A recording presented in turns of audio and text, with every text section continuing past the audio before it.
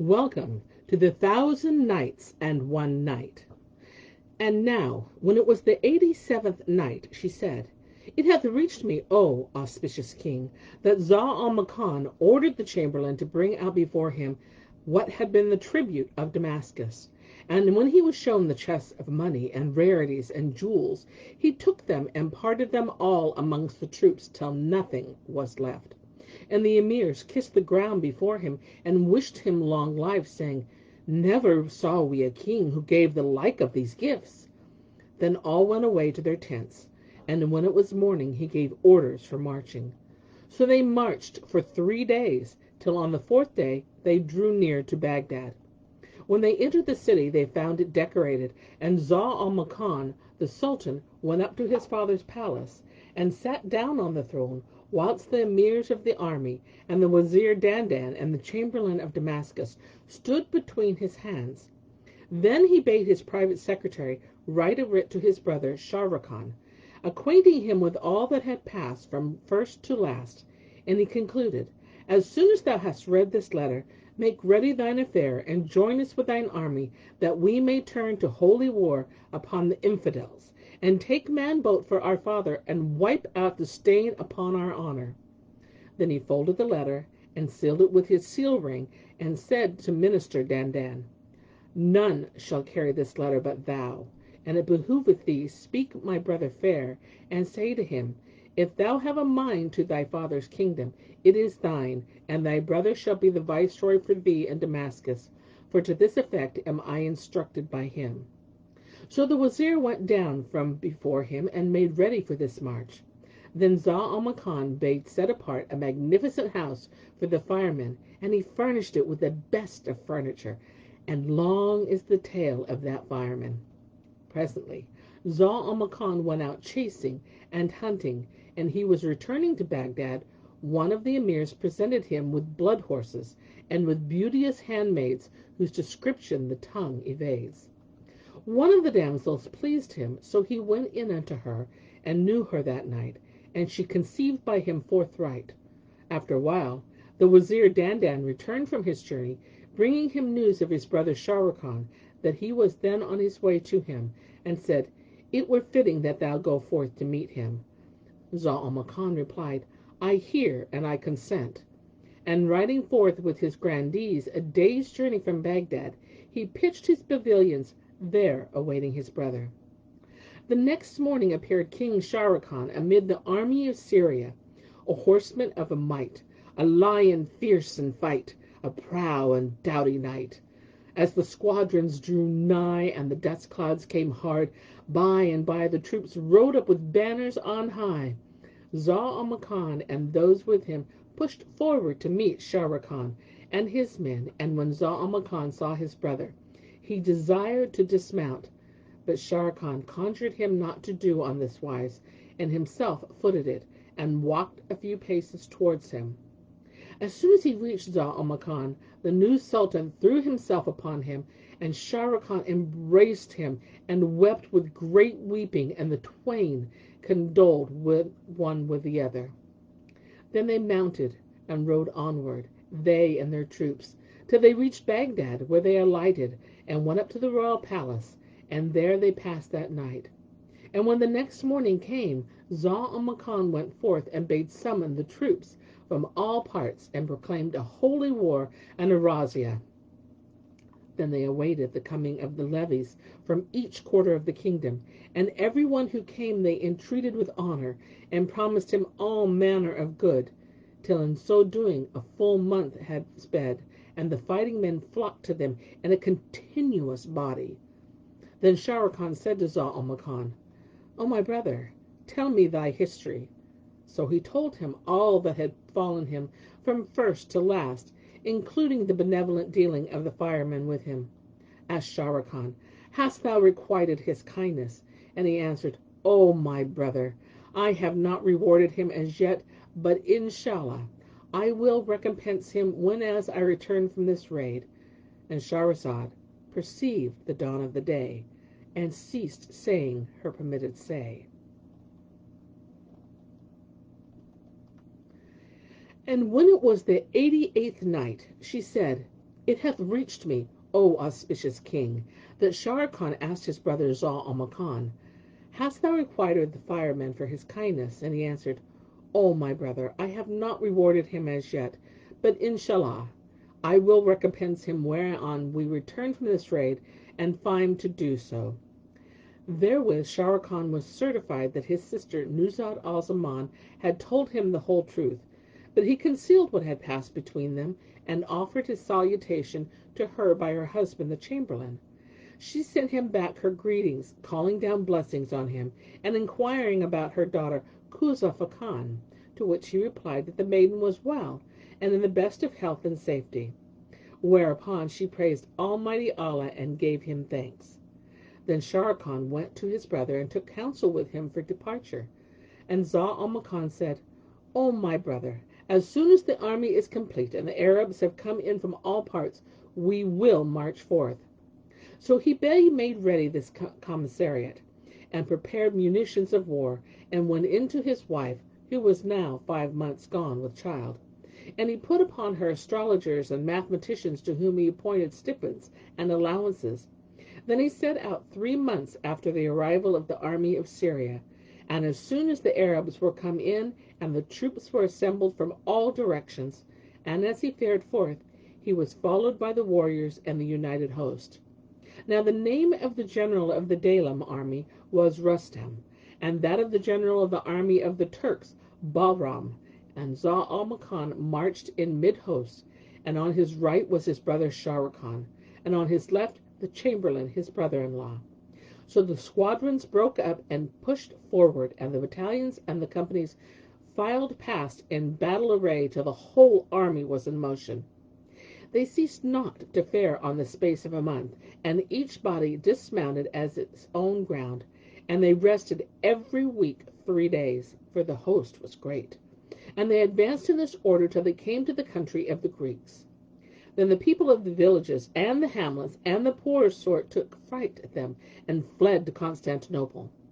But when King Afridun heard the tidings, he arose and betook himself to Zat ad-Dawai, the same who had contrived the stratagem, and had travelled to Baghdad, and had slain King Omar bin al-Nu-uman, and who, after carrying off her slaves and Queen Sophia, had returned with them all to her native land.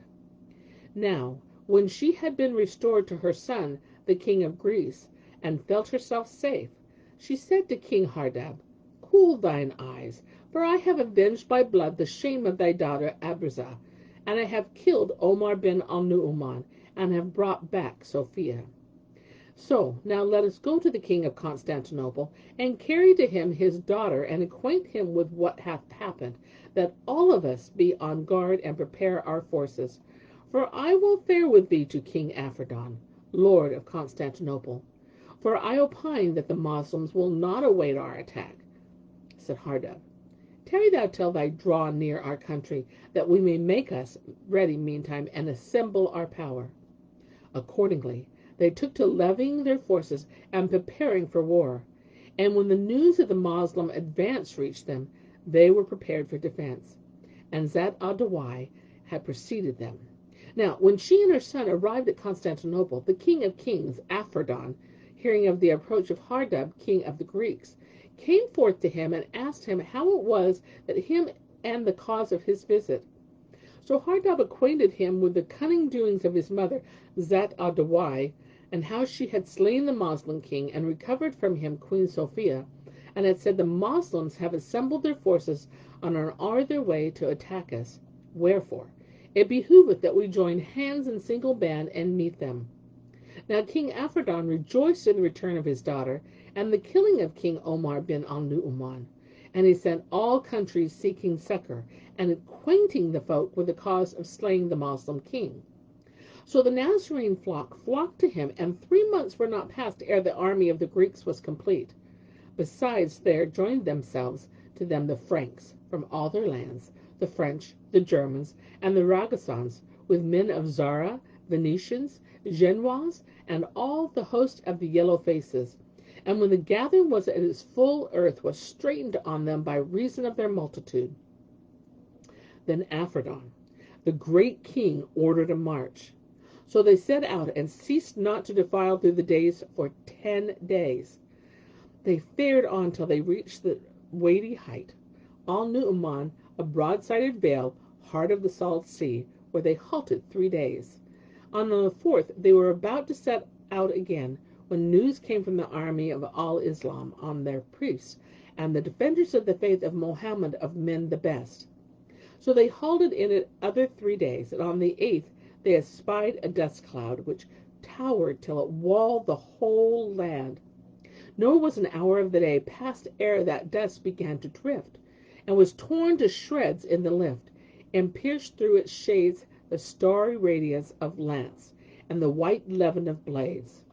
Presently there appeared beneath it in the banners Ismatain and the ensigns of Mahometan. The horsemen urged forward like the letting loose of seas that surged, clad in mail, as they were mackerel-backed clouds which the moon enveiled. Whereupon the two hosts clashed like torrents of each other dashed. Eyes fell upon eyes, and the first to seek combat singular was the Wazir Dandan, he and the army of Syria, numbering 30,000 bridles, and with him were the general of the Turks, and the general of the Dalam, Rostam and Bahram, amid 20,000 horses, behind whom there came men with the shores of the salt sea, clad in iron mail, as they were the full moons that pass through a night o'ercast. Then the Nazarene host called out on Jesus and Mary, and the defiled cross that they heaped themselves upon the Wazir Dandan, and those were with him of the Syrian host. Now all this was in pursuance of a stratagem devised by the ancient woman Zat al-Dawai. For before his departure, King Afridun had gone into her and asked her, "How shall I do, and what plan shall I pursue?" "It is thou hast caused this great distress to us." And she answered, "O great King and mighty Cohen, I will teach thee a trick would baffle Iblis himself, though he summoned to his assistance all his grisly hosts." And Shahrazad perceived the dawn of the day, and ceased to say her permitted say.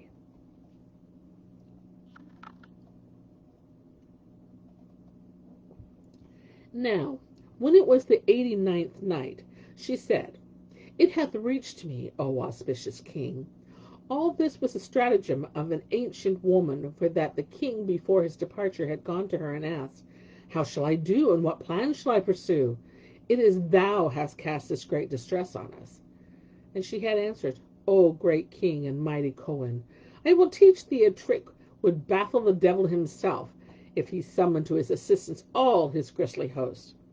It is said that thou send 50,000 men going down in ships, and sailing over the sea to the mountain of smoke, and there let them land, and stir not till the standards of al-Islam come upon thee, when do thou up and at them. Then bid the troops from the seaward sally out upon the Moslems, and take them in rear, whilst we confront them from the landward. So not one of them shall escape, and our sorrows shall cease, and peace abide us all." Now the counsel of this ancient woman commended itself to King Afridun, and he replied, "Right is the recking thou reckest, O Princess of Wits, and recourse of kings and Cohens warring for their blood wit." So when the army of al-Islam came upon them in that valley, before they knew of it, flames began to burn up the tents, and the swords in men's bodies to make rents. Then hurried up the army of Baghdad and Khorasan, who numbered 120,000 horses, with Zau-al-Makan in the front of war. When the host of the infidels that lay by the sea saw them, they sallied out against them and followed in their tracks.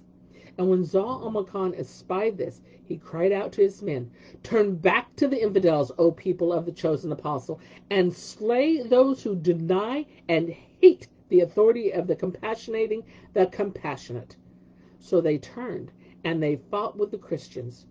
Then Sharrgan marched up with another corps of the Moslem host, some 100,000 men, whilst the infidels numbered nigh upon 1,600,000 men. When the Moslems were united, their hearts were strengthened, and they cried out verily, Verily Allah hath promised us victory, and to the infidels hath assigned defeat. And they clashed together with sword and spear. Now Shere Khan teareth through rank and row, and raged among the masses of the foe, fighting so fierce a fight as to make children grow gray. Nor did he cease turning among the infidel horde, and working havoc among them with the keen-edged sword, shouting, Allah Akbar! Allah is most great, till he drove back the host of the coast.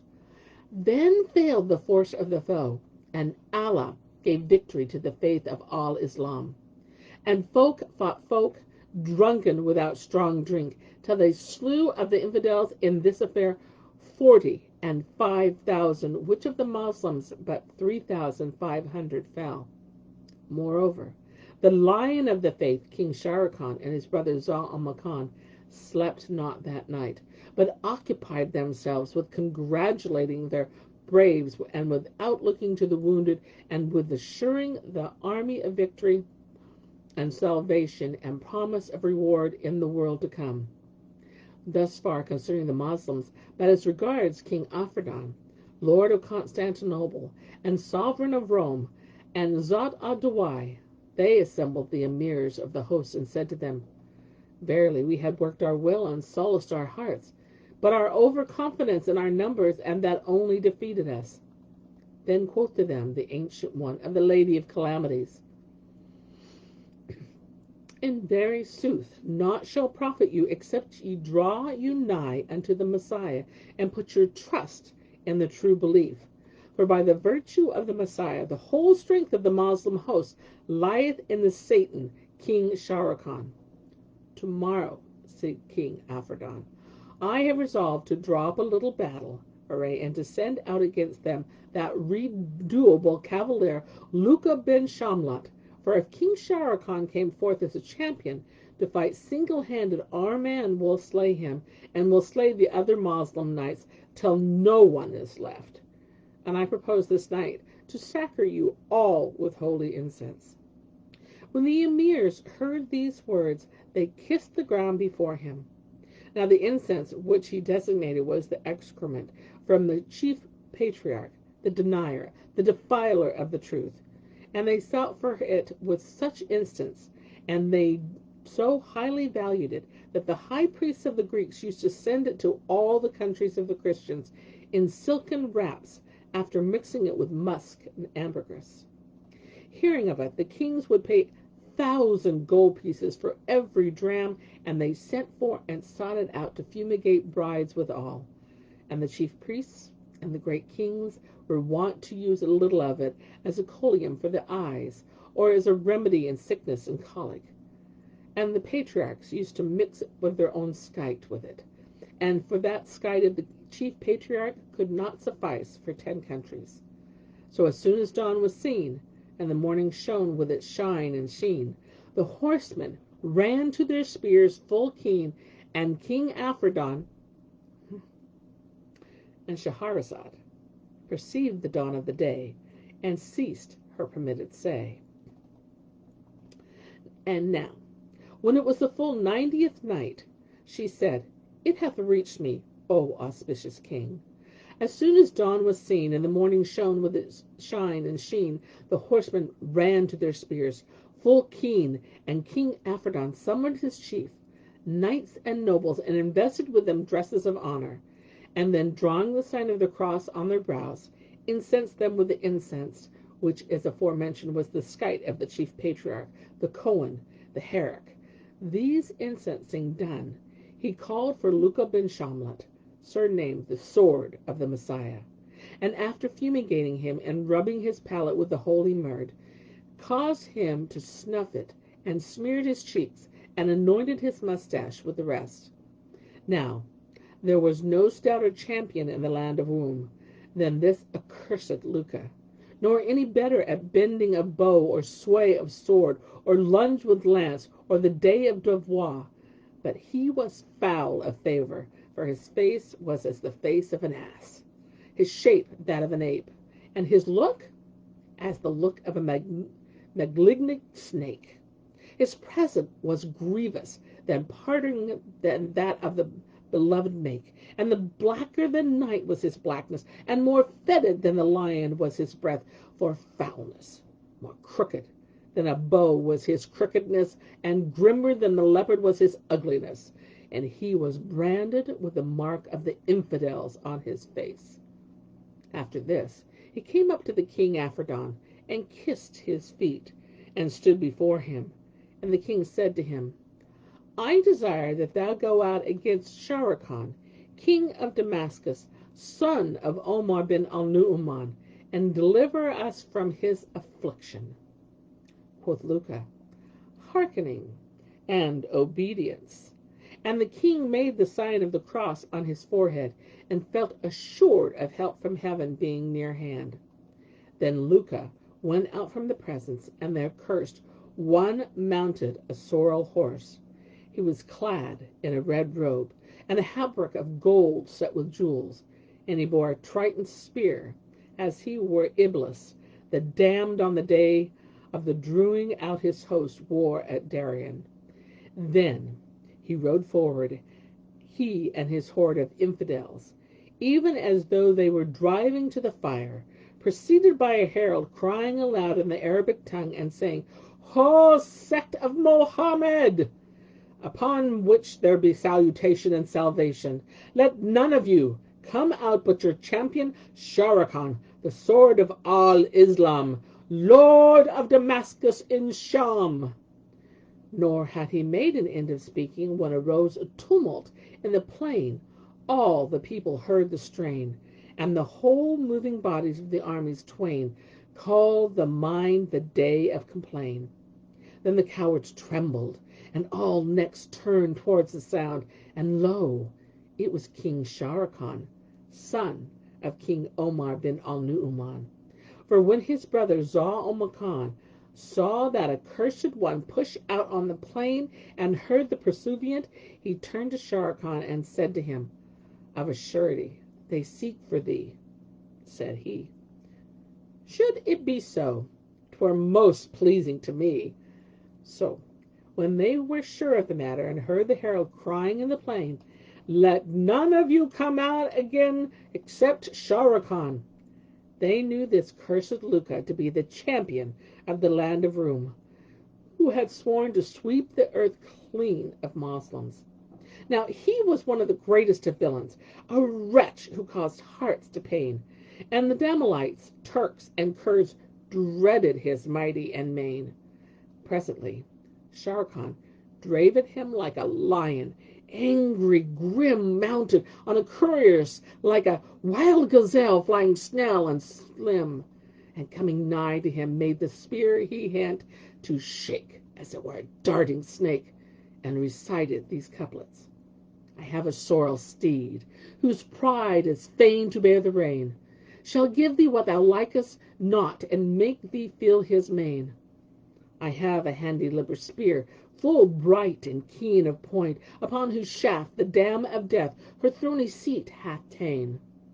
I have a trenchant clave of hind, and when I bear its face of scabbard veil, from its brow the rays of levin rain. Luca understood not the sense of his speech, nor did he apprehend the venomous of the verse, but he smote his forehead with his hand in honor of the cross drawn thereon, and kissed it.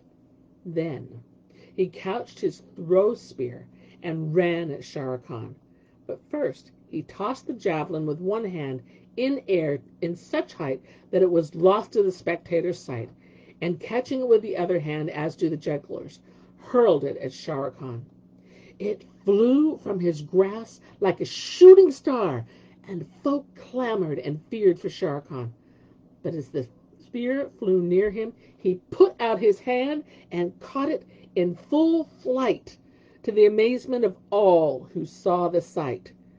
Then he shook it with the hand that took it, until it was well nigh broken, and he hurled it so high into the welcome that it disappeared from view.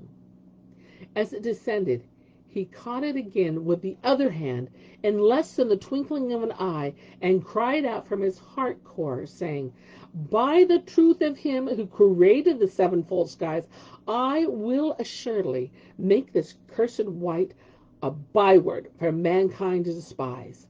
Then he threw it, the throw spirit Luca, who thought to do as Shere Khan had done, and he put forth his hand to hind it in the mid-flight, but Shere Khan prevented him, and sped at him a second throw spear, which smote him, and the point fell on his forehead, in the very center of the sign of the cross. And Allah hurried his soul to the fire and dwelling place dire. But when the infidels saw Luca bin Shamlat fall slain, they buffeted their faces, and they cried, "Alas, and woe worth the day!" and called for aid upon the abbots of the monasteries. And Shahrazad perceived the dawn of the day, and ceased to say her permitted say. And so do I cease the telling of this tale, until it be morrow.